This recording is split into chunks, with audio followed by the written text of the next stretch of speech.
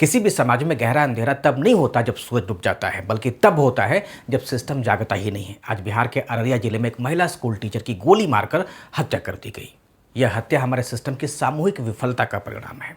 सवाल ये नहीं कि महिला टीचर को गोली क्यों और किसने मारा, बल्कि सवाल यह है कि वहां उसे बचाने वाला कौन था, सिस्टम या फिर समाज। कहीं ना कहीं बिहार में लॉ एंड ऑर्डर की विफलता को दर्शाता है कि किसी महिला की दिन दहाड़े दो नकाबपोश गोली मारकर हत्या कर देते हैं, यानी कि उनके मन में लॉ एंड ऑर्डर का कोई भी खौफ नहीं है। कानून न तो अपराधी न तो कानून से डरते हैं, न ही पुलिस से।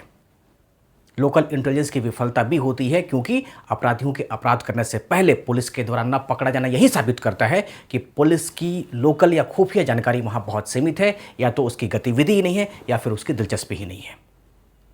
अपराधियों का मनोबल यह भी बताता है कि कहीं ना कहीं अपराधियों के हौसले इतने बुलंद हैं कि उनको भारत की जुडिशियरी भी फेल दिखाई देती है, यानी कि अपराधियों के मन में कहीं भी कानून का खौफ नहीं है।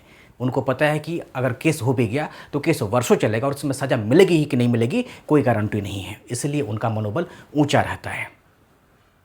अगर महिला को की हत्या कर देगी तो इसमें समाज भी फेल है, यानी कि जो महिला शिक्षक शिक्षिका किसी बच्चे का भविष्य बनाते हैं वो अपना भविष्य नहीं बचा पाते हैं। तो कहीं ना कहीं समाज में गुस्सा तो है, लेकिन प्रतिरोध नहीं है।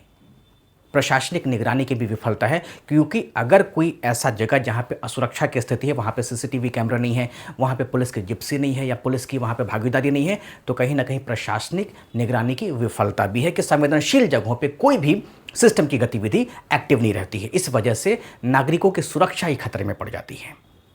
तो इस तरीके से बिहार को देखा जाए तो अब इस मामलों में एक मानक स्थापित करना पड़ेगा, ताकि यहाँ के नागरिकों में जीने के प्रति लालसा बची रहे, उन्हें जीवन के प्रति सुरक्षा का भी बोध हो जाए।